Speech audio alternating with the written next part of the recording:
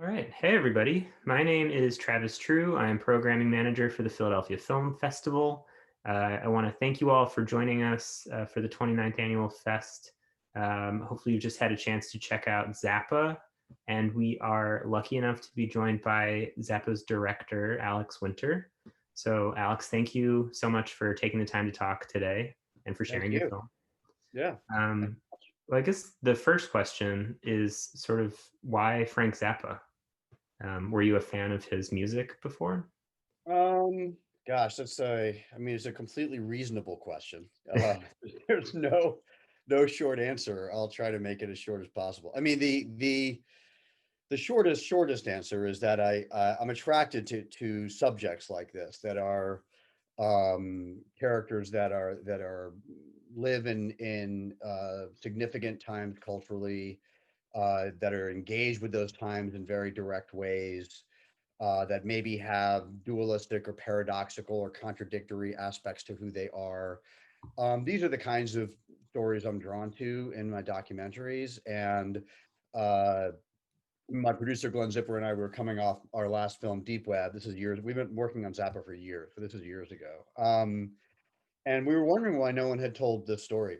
It just seemed ripe for telling, and I knew, I came up in the '70s. I'm, of an age where I saw Zappa on SNL, and that was really the big galvanizing moment for me, where I realized what a interesting cultural figure he was.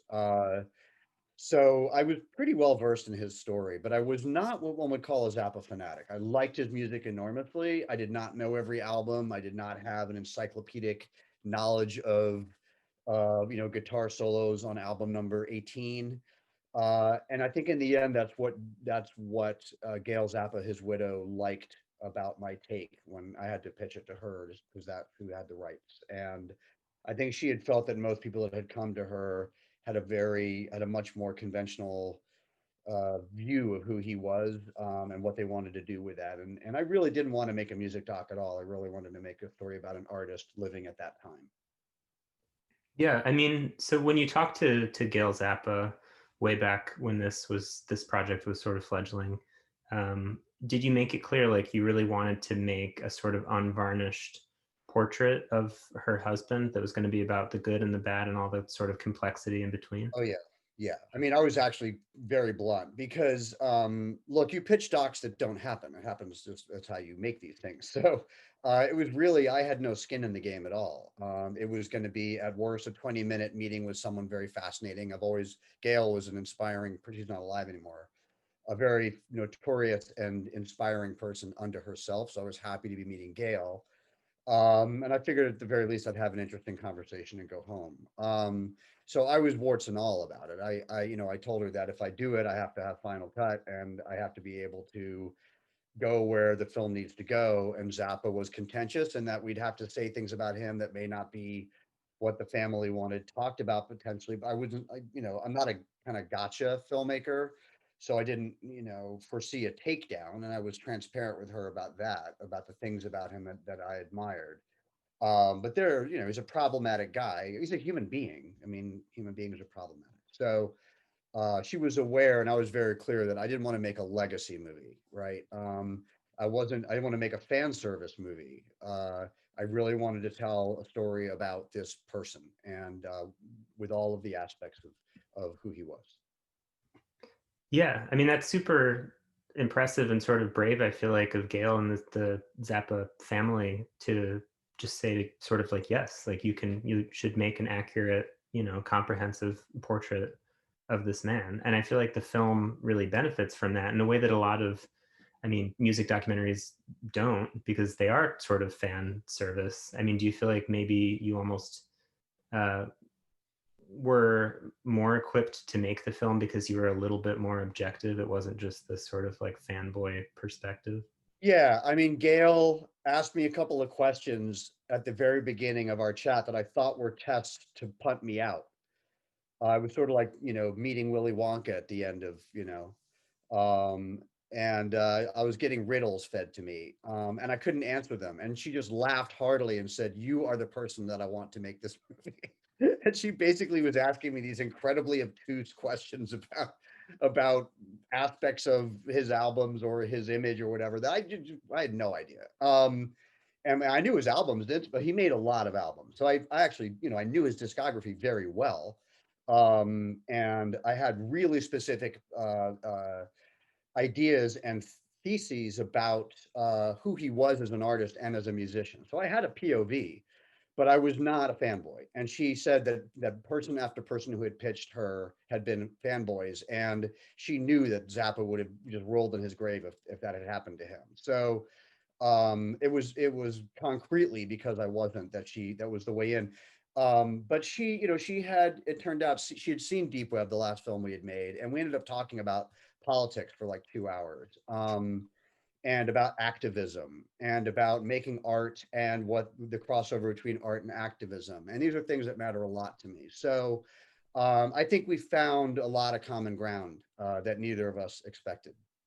Yeah, I mean, it's fascinating looking at your filmography. I feel like in some ways Zappa could be seen as sort of a departure, but actually, like most of the, or not most of, but some of the recent documentary features that you've made have been about these sort of intersections of like activism and government and anti-authoritarian figures. And in many ways, Zappa actually sort of is like a figure in that kind of lineage. So it makes total sense that you would sort of be attracted to him as well.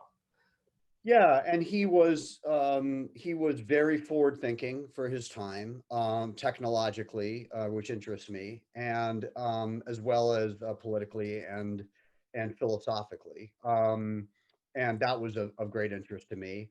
But I've always been interested in the collision of those types of people, not only with the culture around them, but within themselves. And Zappa always felt like an internally conflicted guy. Not like I was going to crack him like a shrink, but just in interesting ways, like the internally conflicted person who also was kind of an externally, he was polarizing. His people either love him or hate him.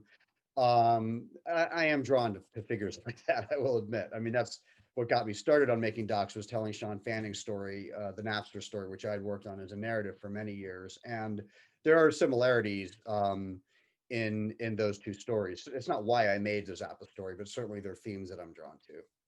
Yeah. Well, I mean, and you certainly couldn't ask for a more like interesting human subject than Zappa, as the film I feel like demonstrates. He like really is just this ball of contradictions and so brilliant but so troubled. Yeah. You totally captured that. We have gotten a few questions from the audience, so I'll ask some of those. So the first question is, how much of the archive material did you review for the film, and was there any restoration work that needed to be done? Okay, now that's a very good question. When it sort of goes back to something that you said, which was that Gail was brave to let me do it, given the freedom that I was asking for. She was a very smart person, and what she said was, "I will give you that freedom, but I'm also going to give you raw materials." And I did not know. I knew mythologically about the vault. I didn't know about it concretely. And she took me down into this giant basement, many rooms, not just a room. That was the Zappa vault, filled floor to ceiling with media, Super 8, 8 mil, 16, going all the way back to before he was even born. And then stuff that he had shot. He was like brackets. He would shoot Super 8 or 8 mil when he was a kid, and he would chop it up and paint on it. And he was very into film. Anyway, it was his entire life's work, extremely organized by him before his death, and voluminous. And she said, "You get to use this. No one's ever been given access to this before. And that will guarantee me that you actually have the raw material you need to tell the kind of story that you want to tell. I can entrust that there's no way," basically, she was saying, "that you can screw it up if you have this stuff." Unfortunately, it smelled like vinegar down there, because as much preservation work had been done over the years since his death, it was way too much for them to get their arms around. Archival preservation is extremely expensive and time consuming, and it's also not easy to get done. So this project, I'll answer this as briefly as I can, because it's kind of a laborious process that we embarked on. But basically, I uh, I did a Kickstarter campaign. We raised a great deal of money. All of that money went to archival preservation. I didn't have any doc financing at all at this point. I had no guarantee I was going to make a film. Meantime, Gail dies on me of cancer, so she's gone. So now here I am with all this media and all this money, and me and my team basically spend the next 2 years. My team is small. My company is a little mom and pop shop. We spend the next 2 years of our lives, day in, day out, preserving every conceivable kind of media with the best archival preservationists in the country that we had to go find. And there's a different person who has a machine for 8 mil, and there's a different person for Super 8, and another one for D1, and another one for Beta, and another one for Digibeta, and another one for one. I mean, that's how it works. So we had to find all those people, most of whom had built their own machines, and then we had to do it. And there was no guarantee that any film was going to come out of it on the other end. And so that was essentially how I was able to bathe, as it were, in all of his media, because I had so much time to live with all of that content before we actually financed the film. That by the time Mike Nichols, my editor, and I, who was on from the very beginning, by the time he and I got the financing and we started, we really had watched the lion's share of that media, and we had cataloged all of it. We built our own proprietary database system, like kind of like a FileMaker Pro sort of thing. So I had everything keyworded. So I could literally type in, sexual revolution 200 motels, purple pants, whatever. And up would come 40 things spread across 5 decades. So that was essentially the system that we had in place by the time we were financed. But had it not been for the preservation mission, it would have been very hard to spend the time to get through all that media. Yeah, I'm sure. Well, and I guess my follow-up question to that would be, how do you even go about making a feature length, so like, about 2 hours documentary out of thousands of hours worth of material? Well, this is something I did say to Gail, was that I'm a narrative filmmaker by education, and mostly by practice. I started making docs a little over 10 years ago. Before that, and currently I do a lot of narrative work and a lot of narrative writing. So I kind of come at each documentary like a screenplay. I write them. I do a ton of writing on the docs, most of which doesn't end up as anything other than some form of architecture for the edit. That is largely thrown away during the course of the edit. Uh, but it does give us a foundation. And I had told Gail that I didn't want to make a 10-part series on Zappa. I don't mind if someone does. It's a great idea. I'd watch it. It would be fantastic. If Ken Burns did it, or someone on PBS, I would absolutely devour it. It's just not what I do. They're not the kind of stories that I tell. And I like to find a more narrow way into a subject and just tell that story. And I really had a kind of image of this movie as being kind of like a Tom Wolfe novel. Like you really just kind of take this guy and you pick him to pieces and you put him back together again. And I didn't want to spend more than sort of your classic kind of movie duration on that. I felt it would have been indulgent, but I also feel like it wouldn't have allowed you to process in a entertaining and digestible way exactly who he was, because he's the kind of ball of yarn that the longer you pull on him, the more string there is. And so the longer you spend with him, the harder it is to digest exactly what the world was. And I felt like your standard movie architecture would be the right way to tell that story before the audience is just like, wait, I don't even know where I am anymore. You could spend 2.5 hours just on the 60s with him.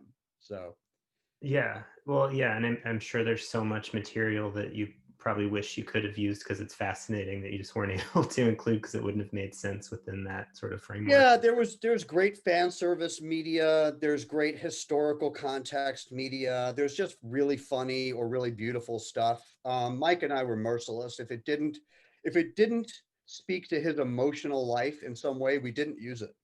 Um, we just didn't. And that was really the refinement process. And that made it much easier to determine what to use and what not to use. Right. Well, so the next audience question, I think, sort of goes along with what we've already been talking about a little bit, but it's, how do you balance live footage with the narrative? And I don't know if by live footage that means like music specifically, but um, live footage with the narrative. Yeah. Uh, you know, I might ask for clarification, because that could mean two things. I mean, in this context, it could mean live concert footage, but it's really not a concert movie.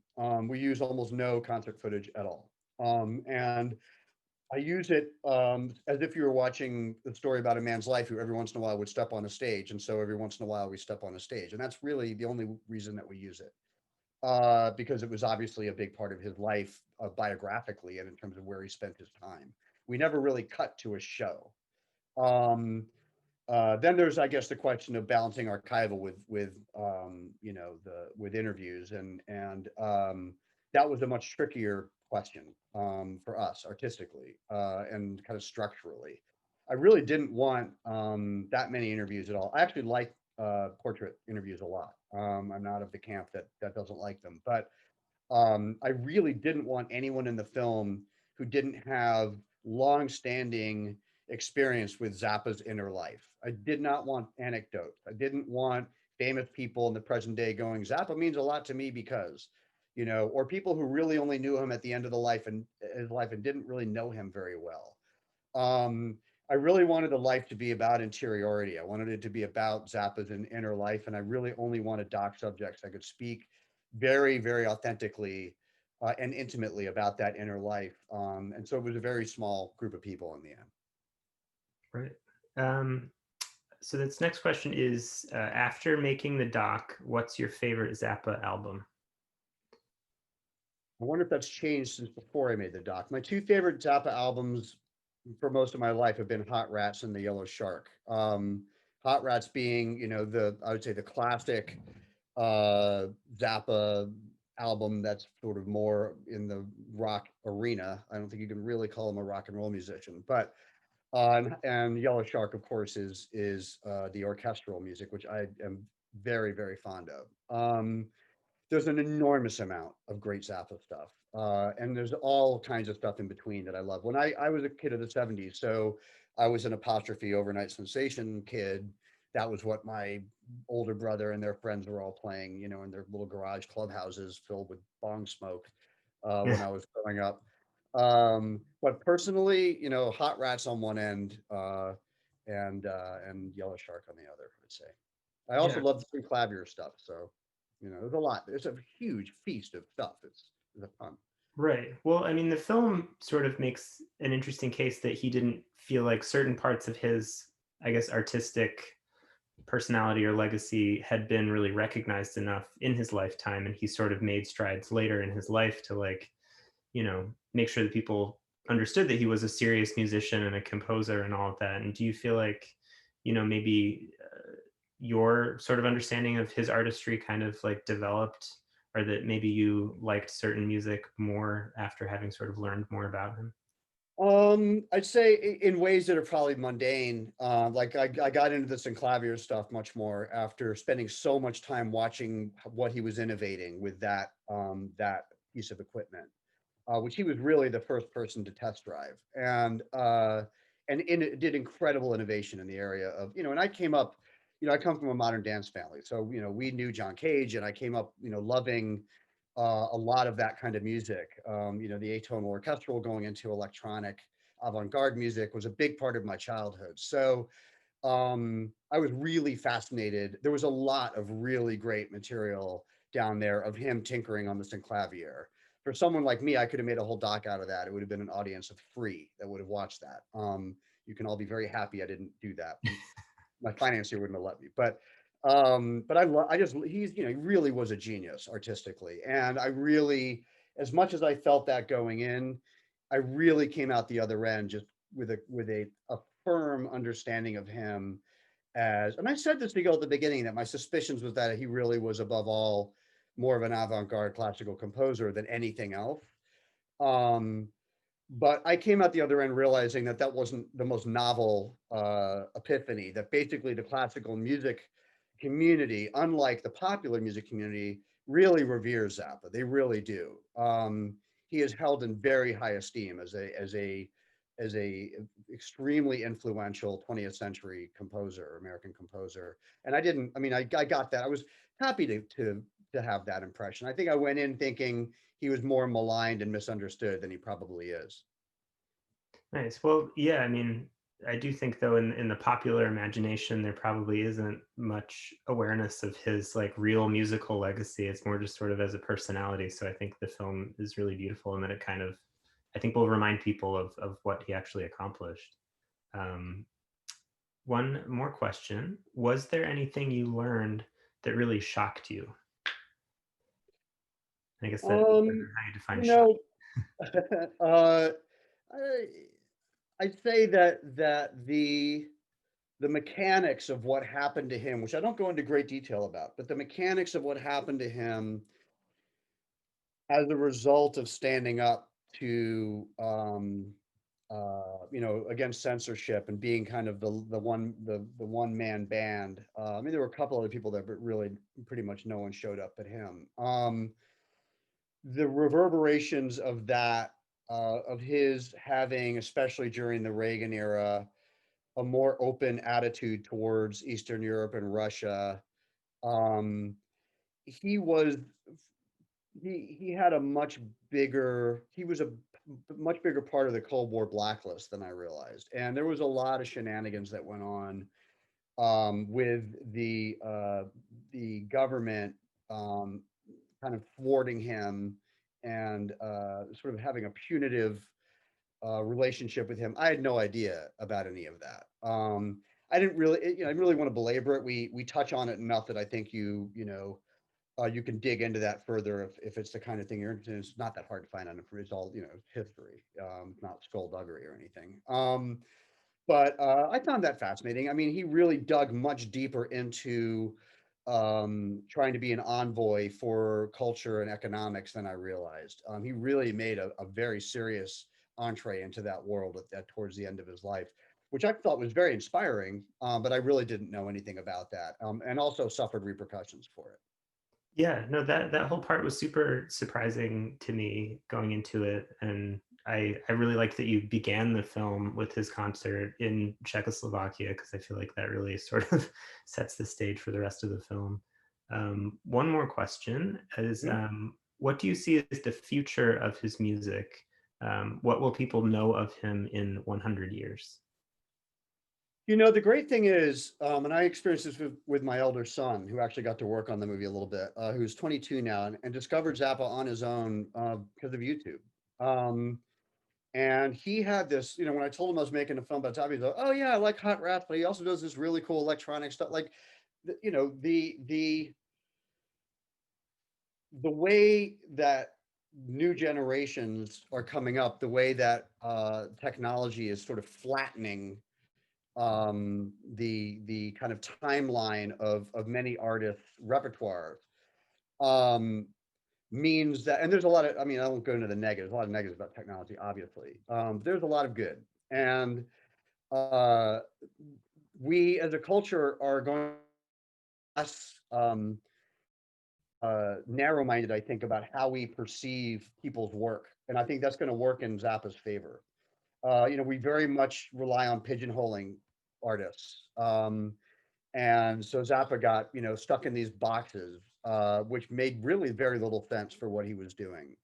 And I think that technology is going to flatten that. I think it already is. So I think in 100 years, I honestly think in the next 10, 20 years, generations coming up are going to have no problem pulling out, as I do, Hot Rats to Yellow Shark. They won't think twice about it. It'll all just be Zappa. And that's what he wanted. And I think that's something I tried to clarify in the movie. This movie is not saying that he was a serious artist who had to slum it as a rock guy until he could finally get an orchestra to play his. It wasn't that he was about to make another rock album if he hadn't died with Ensemble Moderne, married with Steve Vai and other. He was trying to, experiment and explore. So all of it was Zappa, right? It was all Zappa composition, all had validity. And I think future generations won't cherry pick that. I don't think it'll need to be just the classical community versus the rock community versus the pop music community. I think it'll just be Zappa. Yeah, That's my hope anyway.